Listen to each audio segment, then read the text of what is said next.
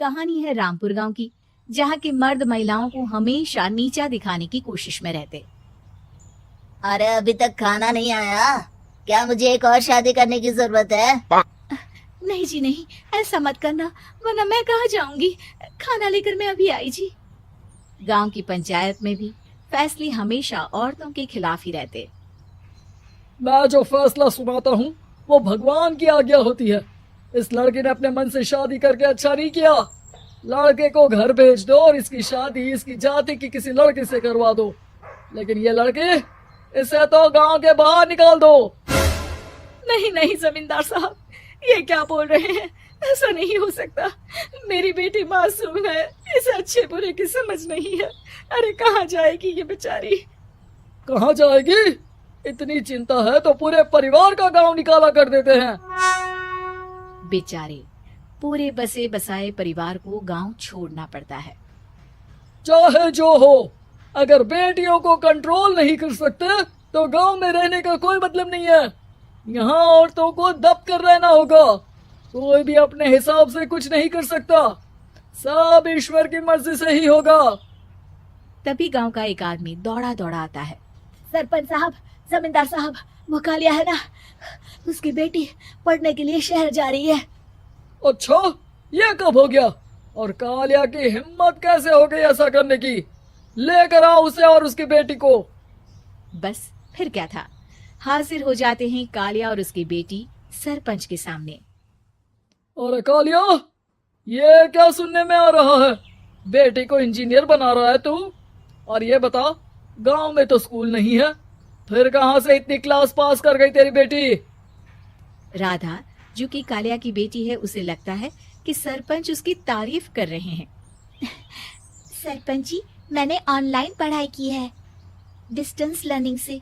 सभी में मैंने अच्छे नंबर पाए हैं, जिसे देखते हुए शहर की इंजीनियरिंग कॉलेज में मुझे स्कॉलरशिप मिली है। वाह जी वाह, क्या होती है ये? पहले तो ये बताओ, फिर आगे की बात करते हैं। पूरा गांव राधा की बात सुन रहा था और राधा बोलती जा रही थी। तो ऐसे मैं फ्री में एक अच्छी शिक्षा लेकर गांव में जो कुछ परेशानियां हैं, जैसे बिजली, पानी और इंटरनेट जैसी समस्याओं के लिए काम करूंगी। मैं गांव को शहर से जोड़ने के लिए पुल का निर्माण करवाने का प्रस्ताव रखूंगी। मुझे पूरी उम्मीद है कि जल्द ही हमारा गांव भी तरक्की की राह पर चल पड़ेगा। राधा की बात सुनकर सारे गांव वाले ताली बजाने लगते हैं। सरपंच को समझ नहीं आता कि वो क्या करे। चुप रह नादान लड़की, गांव के खिलाफ जाने के लिए तुझे गांव से बेदखल कर दिया जाएगा, वो भी पूरे परिवार के साथ। और हाँ, अगर ठीक से गांव में रहना चाहती है तो ये पढ़ाई लिखाई छोड़ दे। हम तेरे लिए गांव का कोई होनहार लड़का देखेंगे। तभी गांव का एक आदमी बोल पड़ता है। अरे नहीं नहीं सरपंच जी, राधा बिटिया जो बता रही है, अगर वैसा हो जाए तो हम लोगों को पैसा कमाने के लिए बाहर नहीं जाना पड़ेगा। हाँ जी, और ना ही कोसों दूर पानी के लिए भटकना पड़ेगा। हमारे बच्चे भी अच्छी पढ़ाई कर सकेंगे और आगे बढ़ेंगे, ना कि हमारी तरह खेती करते बैठेंगे। क्यों गांव वालों, राधा बिटिया का साथ देना चाहिए ना। सरपंच देखता है कि गांव राधा के साथ है तो वो चुप हो जाता है। वो घर आकर अपने सलाहकार से बात करता है, जो बहुत ही चालाक किस्म का इंसान होता है। अरे सरपंच साहब, आपको बहुत ही होशियारी से काम लेना पड़ेगा। एक बार गांव तरक्की कर गया, यहाँ के बालक पढ़ लिए तो कोई ना पूछेगा आपको।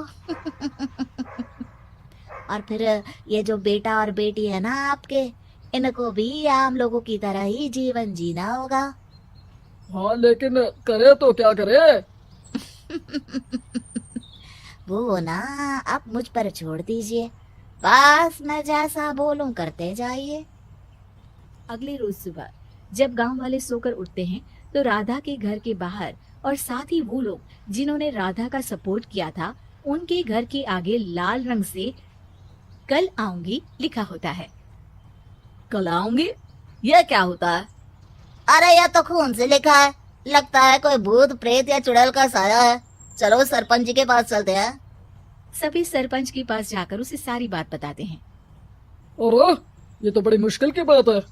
चलो, मैं एक बाबा को जानता हूँ, उन्हें बुला लेता हूँ। सरपंच बाबा को लेकर गांव के घर के बाहर जाता है।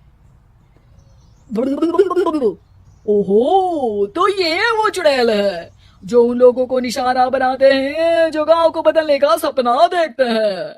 वो गांव को ऐसे ही संपन्न देखना चाहती है। वो नहीं चाहती कि कोई बाहरी यहाँ का कायाकल्प करे।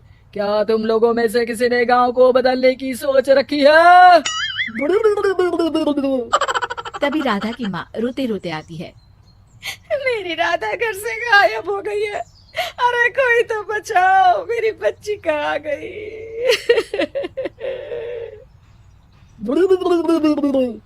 ले गई वो चुड़ैल, तेरी बच्ची को ले गई। अब वो उसे श्रापित करके छोड़ेगी। उस पर चुड़ैल का साया हो जाएगा। तभी बुरी सी हालत में राधा भी वहां आ जाती है। उसके बाल चुड़ैल की तरफ फैले होते हैं और कपड़ों में खून लगा होता है। सभी राधा को देखकर डर जाते हैं। माँ, पता नहीं मुझे कौन उठा कर ले गया था। अरे दूर दूर हो जा चुड़ैल, अब हम लोग इस गांव में नहीं रुकेंगे। अरे कैसी बातें कर रहे हैं आप? कल तो आप मेरे भरोसे गांव का हुलिया बदलने, अपने बच्चों को पढ़ाने और तरक्की उन्नति की बात कर रहे थे, तो आज क्या हो गया आपको? ये फिर तुम लोगों को बहकाएगी। ये चुड़ैल गांव में आ चुकी है। ऐसे ही ये तुम्हारे घर के बच्चों को भी ले जाएगी। गांव वाले राधा को गांव से बाहर निकाल देते हैं। उसके माँ बाप रोते रहते हैं, लेकिन गांव वाले नहीं मानते। मैं भी अपनी बहन के साथ गांव के बाहर रहूंगा, लेकिन वो पढ़ाई नहीं छोड़ेगी। वहीं सरपंच के घर पर सलाहकार कहता है,